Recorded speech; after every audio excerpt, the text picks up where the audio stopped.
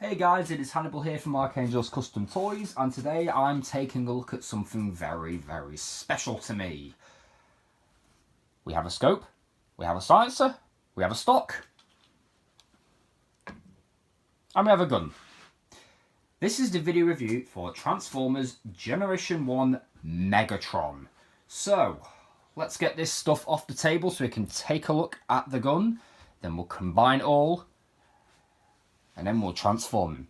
See you then. So as you can see, Megatron here is present in his Walther P38 mode. By the way, the little trick I did for the beginning to stand him up, I just flipped the feet out.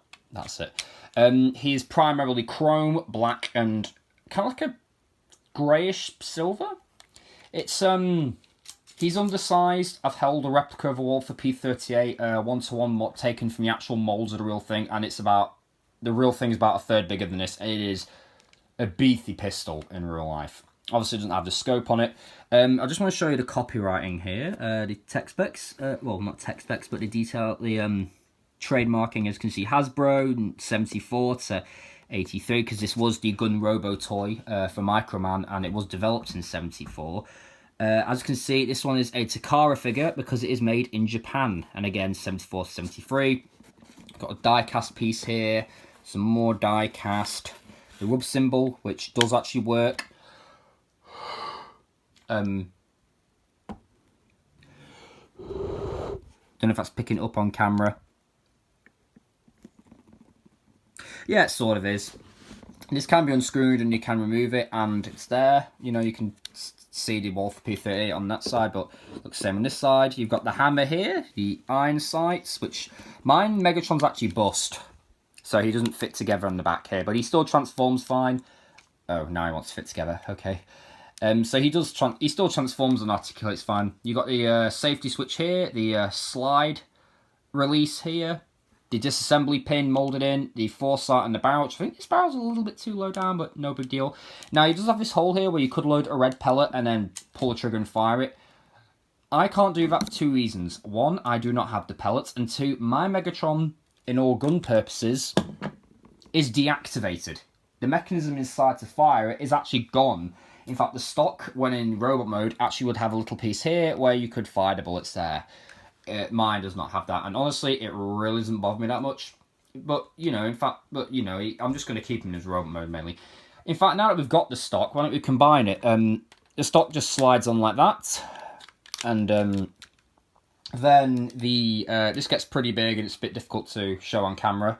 The scope can go on there like that, and then the barrel like this. And this is the whole assembly. As you can see, I can barely get it in camera. It is big. Thank God this isn't one-to-one scale with the real handgun, or else it would be even bigger. The feet do like to slide out. It's pretty big. Obviously, I do not have any stickers on mine. I should have pointed that out earlier. I am going to get a set of wrapper labels at some point. In fact, the only stickers I have are the rub symbol and that one there, that little red one there, which is incorrectly placed. Obviously, I bought this on eBay secondhand. The other stickers were manky, lost all their ink, so I had to remove them. Okay. So, let's get into the transformation for this guy. The first thing to do is to remove all these parts,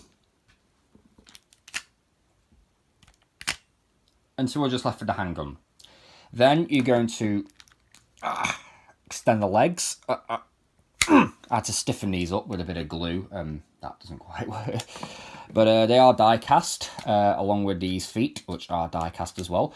Then split these, and this is what I love. When you fold this forward, you can see all the inner assembly here of the back. By the way, this panel here is die cast. Now, if you split legs out like this, you can have the gear walk gun mode cannon placement thingy, the walking cannon, if you want. But for all intents and purposes, squeeze them, and then take these back panels here, these little bits here, squeeze them to give his legs a bit of a stance. And sometimes this heel piece of the gun will drop down. If that does, it doesn't matter, it's his head. Then take this back section, and hinge it up. And mine's a bit loose, so it will drop down. Then take these and slide them out. As you can see, slide them out of the elbow, and then there's a little tab there to slide the wrist. So again, slide, slide. And then turn them so that they are parallel to each other, and then rotate them so that they are like this. You'll want them that way to get out of the way of this when we do this section. Now, on the other side, if you look here, there is this little silver tab right there. Just there. And that stops that from going any further, but what you need to do now is rotate it that way. And as you can see, it stops it from going any further forward. Then, pull this section up, and as you can see, it will reveal a sticker, and the gap will be there for these to slide in. So do that, exposing the sticker. This will naturally just want to do that, it's quite loose. So when you do that, rotate it all the way around. Not necessarily show accurate, but the toys did come before the cartoon, so whatnot. And now for the final step. Just take this section here, and there's a clip there, and just rotate it up. It will do that a lot, so just press it in and lift these up, and then it should click into place. Mine clicks in quite softly, quite quietly actually. Straighten them all up, and there you have Megatron. Now, for an 80s toy, he's not too bad. If you just get a closer look at his face there, you can see where the inspiration for the cartoon was taken from. Yeah, he's by no means imposing, but you know what? I really don't care. I just love this piece. I really like it. It is pretty cool. Now, there are some things you can do with these. We're going to show off the scope first, as that is... you know, his fusion cannon. He does use it as a cannon. In fact, it doesn't even fit on camera, but he has a fusion cannon. And we'll just keep the scope there. You can also do some cool things with the silencer. First of all, you can split it into two pieces, and then you can flip out this this black post here. Now, what we're going to do is take the barrel and rotate it back. In fact, if you wanted to, you could flex it around there. I don't know why I went high-pitched, and give him a more show-accurate look. However, when you turn it around, it hangs off his back horribly. So, you know, do that. Then take this and slide it on. And then it's all a matter of taking this piece and pressing it in there, and make sure that the friction is enough to hold that in place. Then angle this down. And you get one seriously overkill shoulder cannon. Yeah, that's pretty overkill. Want to go even stupider? There's two slider rails here. The fusion cannon goes on. And this doesn't line up too well, but he sort of has a gun face. As you can see off his face through it. It does not line up at all with his face, unlike the Masterpiece version. MP36 I think it is, or MP38, I'm not sure. I think it's MP36, which actually has a variant release that looks pretty much like this toy, which is cool. So yeah, that's one thing you can do. You can give him a big shoulder cannon. Wish you used it in the cartoon. Hell, why not? Another thing you can do is you can take this piece right here, this single piece, plug it into the back, which does utilise another mode, and you can fire the bullets from it. Obviously, it doesn't do that because it's deactivated. So we're just going to remove these. Another thing you can do actually with that single black piece, this part right here, is if I rotate this around, you can actually plug it into there. And I've seen an image on Google where it actually looks pretty proportionate to his body, but that's just photo trickery. Because the reality is far from it. It's big, it hangs off him, but you can still fire bullets from that underarm shoulder cannon. Now, if we move Megatron to the side, there are some things you can do with all the parts together. You can take the scope, you can take this piece, if I don't drop everything, that is, and you can take these two and combine them all into a giant cannon.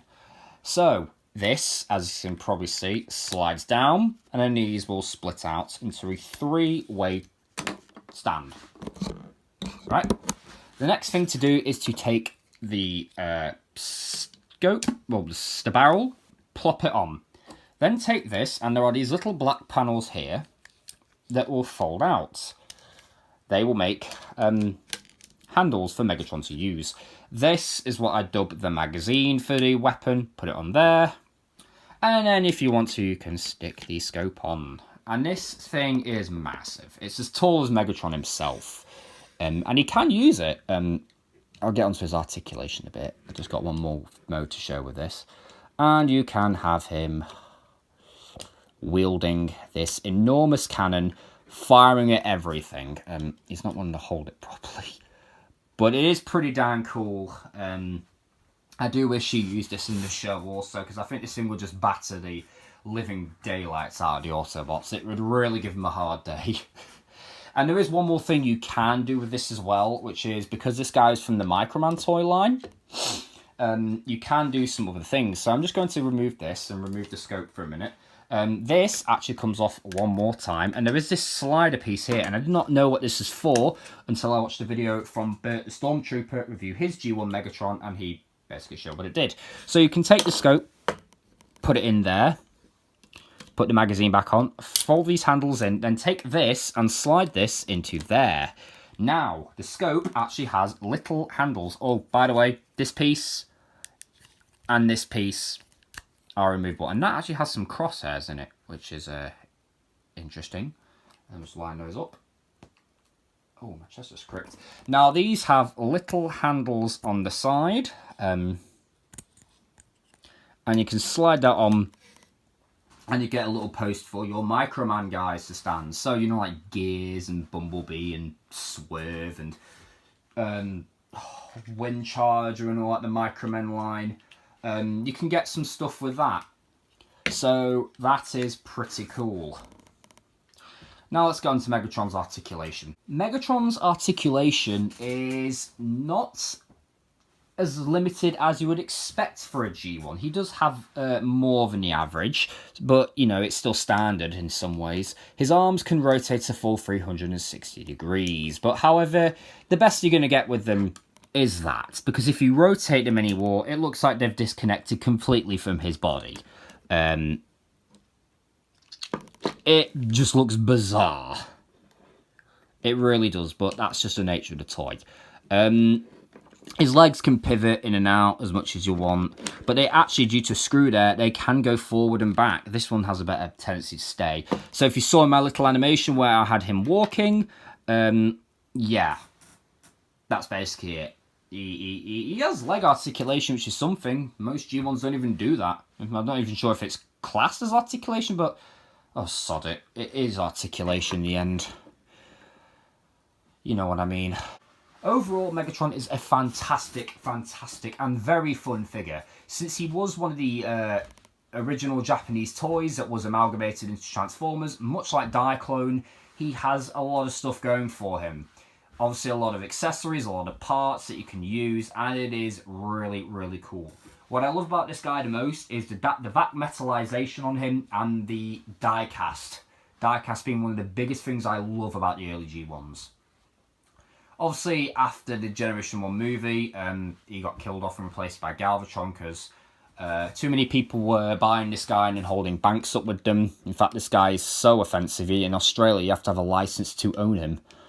Yeah, Australia's very strict about that kind of stuff. But yes, overall, I do highly recommend tracking a G1 Megatron down. I'm going to do another video where I will be showing off the Repro label set when I get it, and hopefully it comes with Decepticon symbols that can go on the sides, because I do want this guy to be complete. I do aim to get some more G1s. I think maybe, I'm kind of eyeballing up 3 at the moment. Grapple, Hoist, and Blitzwing. Yeah, I'm eyeballing those up. I mean, I've got Astro Train and Grimlock, but they don't have any weapons. And Ultra Magnus as well. He's complete. But I'd like to get some more, obviously, because I love the G1s. They're really damn cool. And yes, I do have those handles folded in. I'm considering that my anti-aircraft mode, or anti-aircraft gun mode. I'm kind of eyeballing up Ramjet as well. I always like Ramjet. He's real cool. I do have the reissue of Starscream as well, which is, well, it's not really complete. It's missing the little cluster bombs. The missiles about that big. But yes, I hope you have enjoyed this video. I've been Hannibal Wolfgang, reviewing Generation 1 Megatron. And I'll see you guys in the next video. But before you go, please enjoy this little clip. Such heroic nonsense.